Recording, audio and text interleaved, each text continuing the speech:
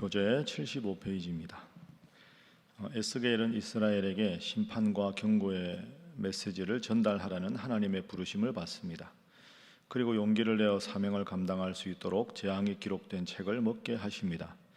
그 책을 먹은 에스겔은 꿀과 같은 단맛을 느끼게 됩니다. 하나님은 엄중한 심판과 경고의 메시지를 담대히 선포하도록 에스겔에게 두려워하지 말 것을 말씀하십니다. 이어서 하나님의 영이 에스겔을 사로잡힌 백성들이 거주하는 그발 강가로 인도하자 두려워 떨며 7일을 지냅니다. 7일 후 하나님은 에스겔을 벙어리가 되게 하십니다. 그리고 하나님의 때에 선포하도록 그 입이 열릴 것이라고 말씀하십니다. 우리가 어제부터 에스겔서 말씀을 읽고 있습니다. 그 에스겔서도 예언서 중에서 그냥 이렇게 글로 읽어서 이해가 좀 어려운 내용이라 간단하게 한번 배경을 살펴보겠습니다. 우리가 이스라엘 역사를 보면 이제 이스라엘 12지파가 한 나라를 구성했습니다. 그렇게 쭉 오다가 북이스라엘 10지파가 나갔던 북이스라엘이 기원전 721년에 아수르에게 멸망을 당합니다. 그러면 이제 한 나라가 없어지니까 남유다만 남았죠. 이 남유다는 그로부터 한 150년 정도 후에 기원전 587년, 6년 이 어간에 바벨론에게 망합니다. 다 하나님을 버리고 우상을 섬겨서 망하게 됩니다. 그런데 바벨론이라는 나라가 남유다를 멸망시킬 때 한 번 딱 들어와서 한 번에 망한 게 아니라 여러 번 침공을 합니다. 그러니까 침공을 해서 그 나라의 똑똑한 사람들을 바벨론으로 잡아가고 또 잡아가고, 그래서 결국 기원전 587년에 멸망을 하게 되죠. 그럼 바벨론이 이제 처음에 이스라엘 예루살렘을 쳤을 때 예루살렘에서 아주 똑똑한 귀족 자제들, 청년들을 바벨론의 포로로 잡아갑니다. 그때 잡혀간 사람, 기원전 605년에 나라가 망하기 한 20여 년 전에 그때 바벨론의 포로로 잡혀간 사람이 바벨론에 간 사람이 다니엘입니다. 그러니까 다니엘이 예루살렘에 살다가 바벨론의 포로로 잡혀간 게 기원전 605년. 그로부터 한 8년 정도 지나서 또 예루살렘을 침공해서 또 포로로 잡아갑니다. 그때 잡혀간 사람이 이 에스겔입니다. 그러니까 에스겔이 포로로 잡혀간 건 기원전 597년입니다. 자, 그러면 지금 에스겔은 하나님의 선지자인데 예루살렘에 있습니까? 바벨론에 있습니까? 바벨론에 포로로 잡혀간 거죠. 포로 생활을 몇 년 하다가 어제 읽었지만 1장 2절 보십시오. 1장 2절에 여호야긴 왕이 사로잡힌 지 5년 그달 초 닷새라. 3절 여호와의 말씀이 그발 강가에서 에스겔에게 임했다. 그러니까 포로 생활을 5년째 하고 있는데 그 상황에서 에스겔에게 하나님께서 말씀을 주시는 거죠. 그러면 연대로 따지면 기원전 592년, 머지않아 예루살렘이 멸망할 것이다. 나라가 멸망하게 되는 이유는 이런 것이다. 그리고 장차 이 멸망시킨 나라를 내가 회복할 것이다. 그러니까 나라의 멸망과 나라의 회복, 이것을 말씀하는 것이 에스겔서다. 이렇게 우리가 정리를 하면 되겠습니다. 그래서 이런 배경하에서 오늘 첫 번째 기도 제목은 고난 가운데에도 말씀을 듣게 하소서 하는 것입니다. 고난 가운데에도 말씀을 듣게 하소서. 어제 우리 최 목사님도 그렇게 설명을 하셨지만, 여러분, 포로로 잡혀갔다 하는 것은 우리가 상상할 수 없는 큰 아픔이겠죠. 나라를 빼앗겼다. 그것도 아픔인데, 나라를 빼앗기고 주권만 뺏겼지만 그 나라에 사는 게 아니고 바벨론으로 포로로 잡혀갔다. 그럼 자기가 살던 생업이나 아니면 뭐 집안이나 친구나 이런 사람들, 부모님까지 다 생이별을 하고 저 바벨론에, 아무런 근거가 없는 바벨론에 포로로 잡혀갑니다. 그러면 사람의 심리 상태가 어떨까요? 내가 잘못한 것, 우리나라 잘못한 것 관계없이 내가 믿는 하나님께 원망부터 생길 수 있습니다. 어떻게 하나님이 이렇게 하실 수 있나? 내가 뭘 잘못했나 도대체? 그러면서 하나님을 향한 마음을 접어버리기가 쉽습니다. 자, 그런데 제가 방금 읽은 1장 2절 3절에 하나님의 말씀이 에스겔에게 임합니다. 그 무슨 뜻일까요? 에스겔은 하나님을 향한 마음이 열려 있었다는 겁니다. 그러니까 하나님께서 그 포로로 잡혀 있는 수많은 사람들 중에서 에스겔에게 하나님의 말씀을 전해준 거죠. 왜? 에스겔은 하나님을 향한 믿음이 있었으니까. 그리고 하나님이 말씀을 주시면 그 말씀을 포로로 잡혀온 백성들에게 전할 수 있는 하나님을 향한 믿음이 있었으니까. 고난이 없는 사람은 없습니다. 다 어려움이 있고 다 고난이 있습니다. 고난 가운데 하나님을 향한 마음을 닫는 사람이냐, 고난 가운데도 하나님의 뜻을 묻는 사람이냐의 차이가 있을 뿐입니다. 힘들고 어려워도 이 새벽에 나오신 여러분 잘 하셨습니다. 오늘 이 새벽에 주시는 말씀도 나에게 주시는 말씀으로 받고, 고난 속에서도 힘들어도 하나님 주시는 말씀을 늘 사모하는 여러분 되시기를 주님 이름으로 축복합니다. 자, 두 번째 본문을 통한 기도 제목은 패역한 자가 아니라 하나님께 순종하는 자 되게 하소서 하는 것입니다. 패역한 자가 아니라 하나님께 순종하는 자가 되게 하소서. 패역한 자라는 표현을 썼습니다. 오늘 본문 2장 말씀 한번 볼까요? 하나님께서 계속 이 남유다, 넓게 보면 이스라엘 백성들을 향한 안타까운 마음을 그들은 패역한 자다, 그들은 패역한 자다 이렇게 말씀하시죠. 2장 3절 보십시오. 자, 우리 2장 3절 말씀 에스겔에게 임하신 하나님 말씀입니다. 함께 읽습니다. 시작. 내게 이르시되 인자야 내가 너를 이스라엘 자손 곧 패역한 백성 나를 배반하는 자에게 보내노라. 그들과 그 조상들이 내게 범죄하여 오늘까지 이르렀나니. 아멘.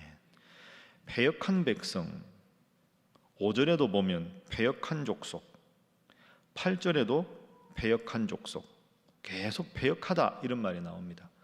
패역하다 하는 게 성경에 많이 나오는데 우리말로 더 쉽게 풀이하면 뻔뻔하고 고집스럽다 이런 뜻이죠. 이스라엘 백성들은 뻔뻔하고 고집스럽다 이런 뜻입니다. 왜 하나님께서 이렇게 말씀하셨을까요? 자, 여러분이 한번 에스겔과 같은 처지라고 생각을 해보십시오. 나라가 망해가는데 바벨론의 포로로 잡혀왔습니다. 그러면 신앙 없는 사람들 사이에 제일 큰 고민이 이겁니다. 이스라엘에 섬기는 신은 하나님이고 이 바벨론이 섬기는 신은 마르둑입니다. 마르둑. 그럼 그 당시 사람들은 우리나라를 보호하는 신은 하나님, 바벨론을 보호하는 신은 마르둑. 그런데 바벨론이 예루살렘을 침공해서 여러 번 포로로 잡혀갔다는 말은 하나님이 마르둑에게 진 것이다 이렇게 생각하는 사람들이 많았습니다. 아, 우리가 믿는 하나님이 별거 아닌 신이구나. 바벨론이 우리나라에게 이겼다는 것은 마르둑이 하나님한테 이겼다는 것이다. 그러니까 하나님 잘못이다.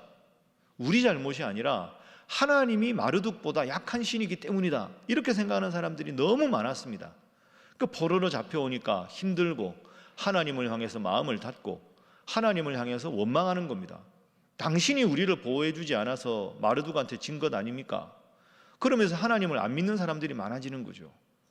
여기에 대한 하나님의 대답이 너희는 패역한 족속이다, 뻔뻔하다, 고집스럽다.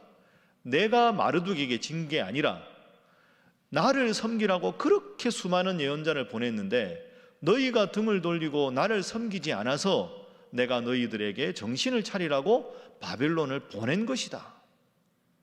원인은 나에게 있는 것이 아니라 내가 아니라 우상을 섬긴 너희들에게 있다. 그 말씀이 한마디로 하면 패역한 백성이다 이 뜻입니다. 그래서 2장에 곳곳에 그렇게 말씀하시는 거죠. 자, 2장 7절 말씀 한번 읽어보겠습니다. 함께 2장 7절 시작.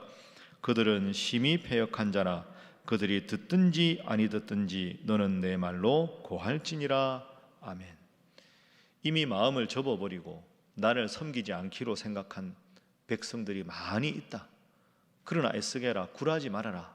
내가 할 것은 내가 너에게 전해주는 말씀을 그들에게 전하는 것이다.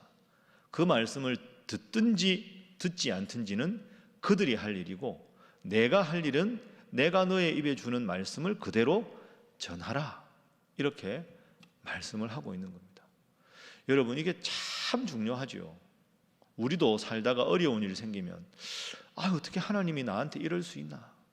하나님이 나를 버리셨나?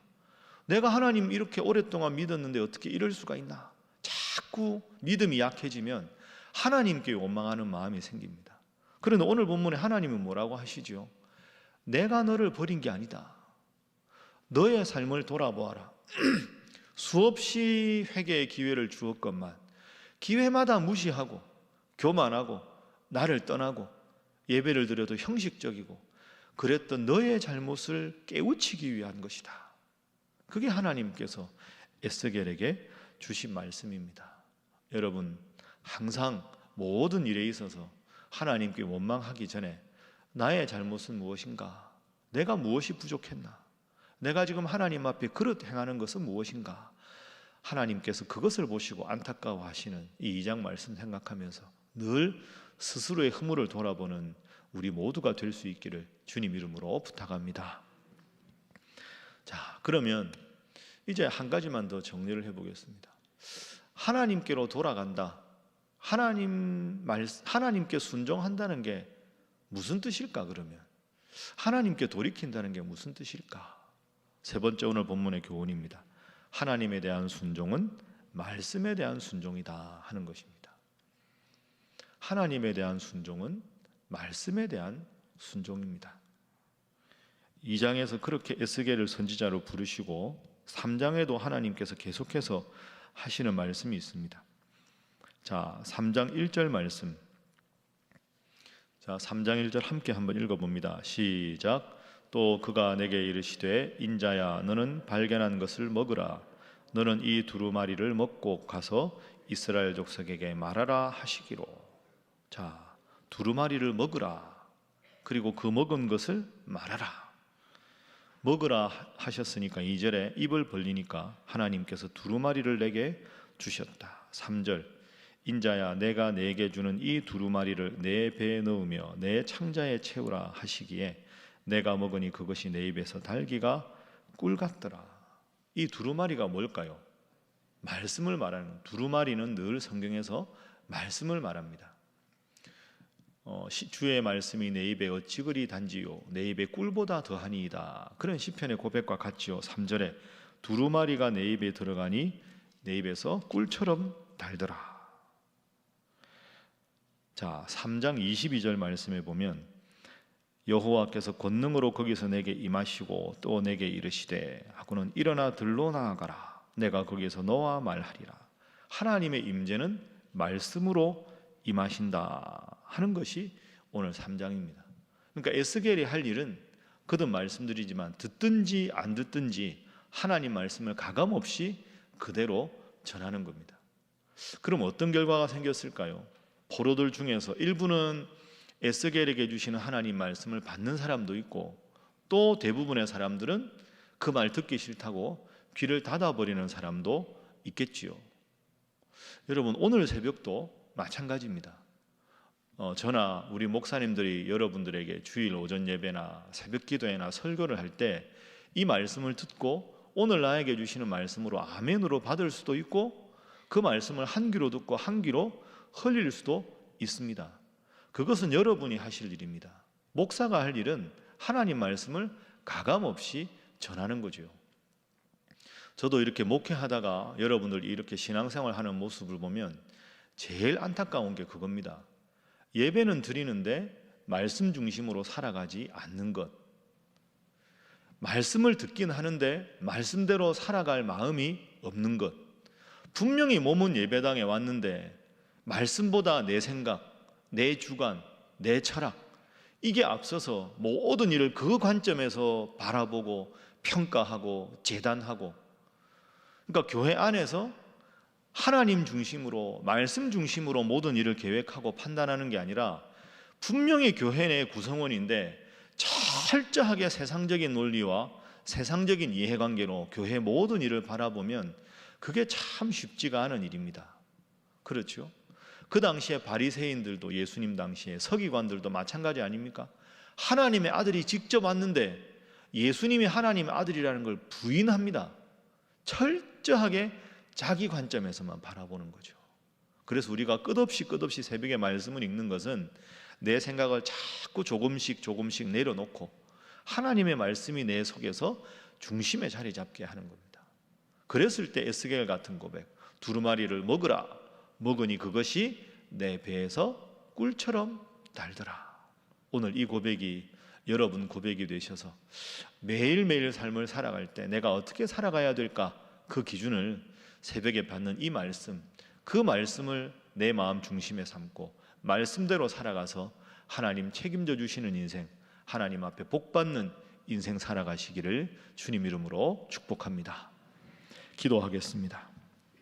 하나님, 포로 생활 중에 에스겔은 하나님의 말씀을 받았습니다. 고난 중에도 하나님의 말씀을 받을 수 있는 신앙인의 태도를 갖게 하여 주옵소서.